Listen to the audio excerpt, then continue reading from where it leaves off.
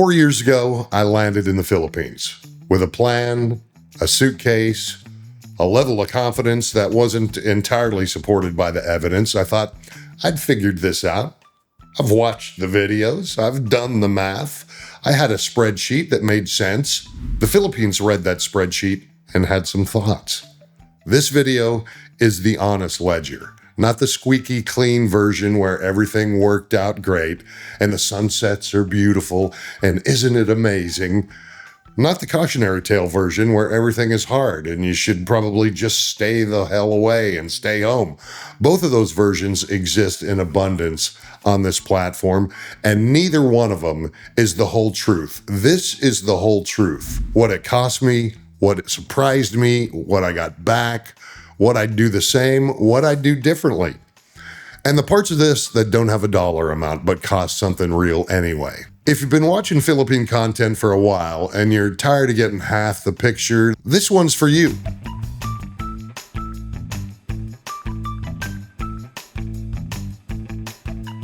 Let's start with what I gave up, the actual list. I gave up convenience. And I want to be specific about this because convenience is one of those things you don't fully appreciate until it's gone. Back home, if something broke, there was a number to call. If you needed a part, there was a store that had it. If you wanted a specific thing from a specific place at a specific time, the infrastructure existed to make that happen with minimal friction. And here the infrastructure has a different relationship with friction. Things take longer. Parts are sometimes available and sometimes need to come from somewhere else, and nobody is entirely sure when that somewhere else will deliver.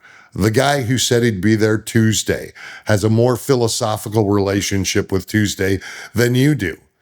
I gave up the version of daily life where things worked on a predictable schedule and replaced it with a version where they just work out eventually, and you learn to be okay with eventually. I'll be honest, it took a little longer than I expected. I'm a guy who ran on schedules for 30 years. The adjustment's real. I gave up proximity to people that I care about. The one doesn't show up in any cost of living breakdown, and it should. It's my family's in the States. Old friends are in the States. Their time zones and flight hours and practical reality, they just can't pop over for the weekend. You miss things, birthdays, holidays, the random Tuesday where somebody needed you around and you weren't. That has a weight to it that doesn't just go away because you're happy where you are. It just becomes part of the deal and you make peace with it or you don't. I gave up that version of myself that needed external validation to feel like he was doing okay. And this one, I'm going to spend a minute on because it surprised me. Like back home, there's a structure that tells you where you stand. The job title, the neighborhood, the car in the driveway, the trajectory that other people can look at and assess and give you a thumbs up on. I didn't think I cared about that stuff. Turns out you care about it more than you know. Because when it's gone, when you're just a guy in a province in the Philippines with no title, no trajectory that made sense to anyone back home, now I got to figure out what I actually thought of myself without any of that scaffolding. That process was a little uncomfortable for a while, and then it wasn't. And coming out on the other side of it is one of the better things that happened to me here, which I didn't see coming. I gave up some certainty about the future, healthcare, infrastructure, the political and legal environment for foreign residents. I mean, these are things generally fine, and I'm not raising them to alarm anyone, but there's a version of life back home where certain number of systems are predictable in ways that don't require you to think about them. Here you think about them a little more. You stay informed. You have contingency plans. That's just part of operating as a foreign resident in another country, and most of the time, it's background noise. But it's here. And be sure to slap a like on this video just because that's the kind of cool guy that you are, and it really, really helps.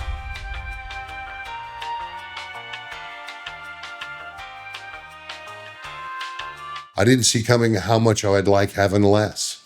This sounds like kind of a thing someone would say maybe in a YouTube video to make themselves sound enlightened. So let me be more specific about what I mean. Back home, my life had accumulated a lot of stuff, just like yours probably. Obligations, objects, commitments, background noise, a house full of things you don't really need, a calendar full of things you really don't want to do, and a general overhead of life that requires constant maintenance. Here, I've got less of all of that. The house is simpler. The calendar is lighter. The maintenance overhead, it's just lower. And I genuinely like it better.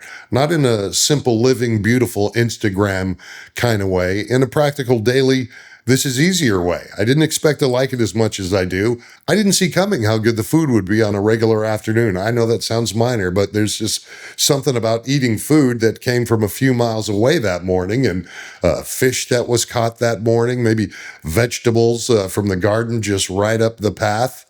It's just better than what I was eating before.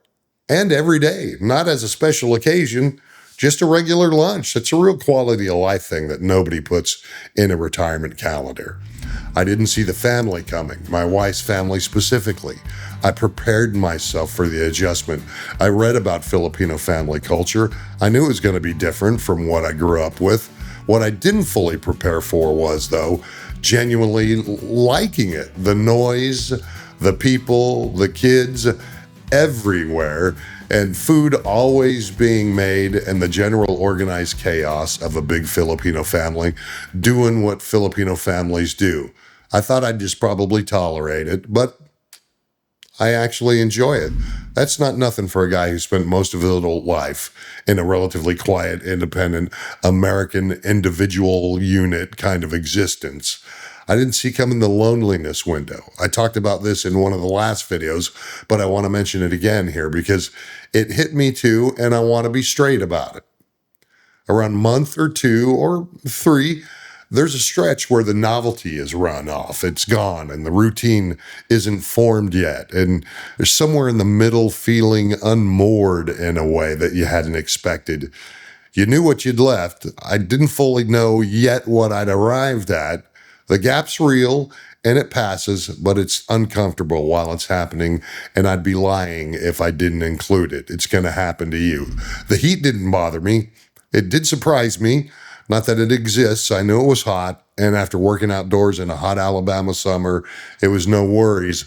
But the specific quality of it here, the way it's just always there, a constant presence in every outdoor moment.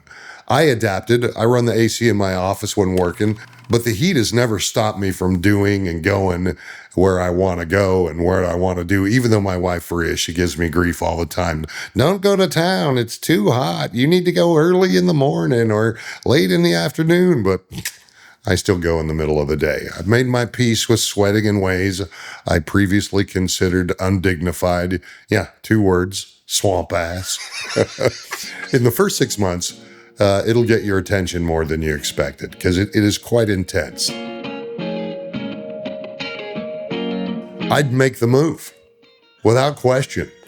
That's not a performance of positivity. That's just the honest answer after 4 years of actual evidence. I'd get the 13A visa rather than trying to piece together extended tourist stays or the SRRV, depending on your situation. The stability of having my residency sorted out, not thinking about it, is worth the process it took to get there. I would choose the province over the city.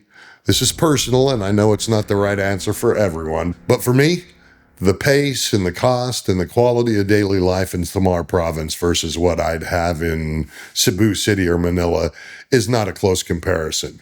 The province, it just suits me. Your version might be different. That's cool. I'd sort the health insurance before I landed, not treat it as something to figure out after you arrive. That one I got right, and I'm glad I did. I would marry my wife again, obviously. But that's its own conversation. Also, she might watch this video, so I'm not going to say anything other than obviously, yes, without a question, I would marry her again.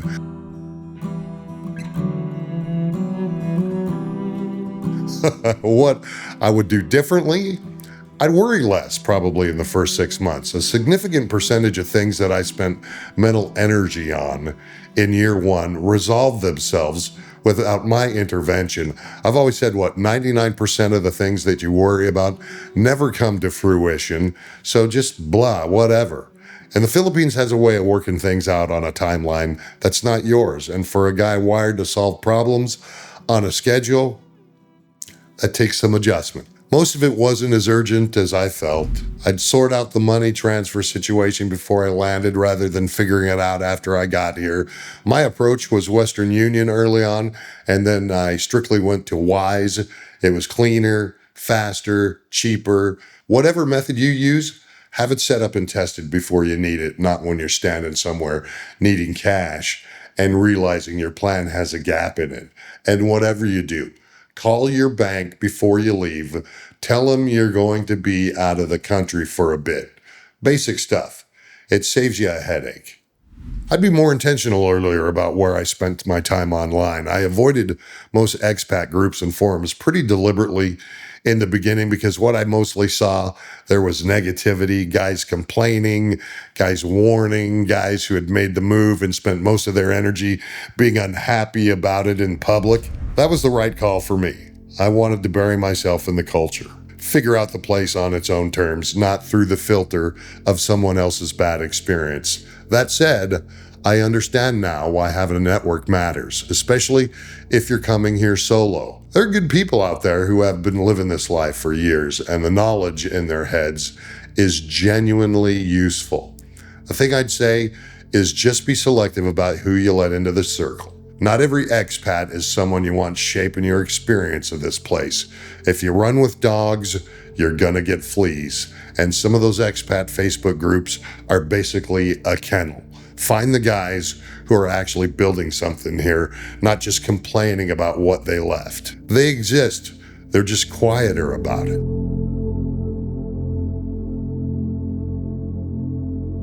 This is a section I almost didn't include because it's harder to talk about without sounding like I'm trying to sell you something. I'm not. This is just the honest ledger, and the honest ledger includes this stuff. I'm less anxious than I was.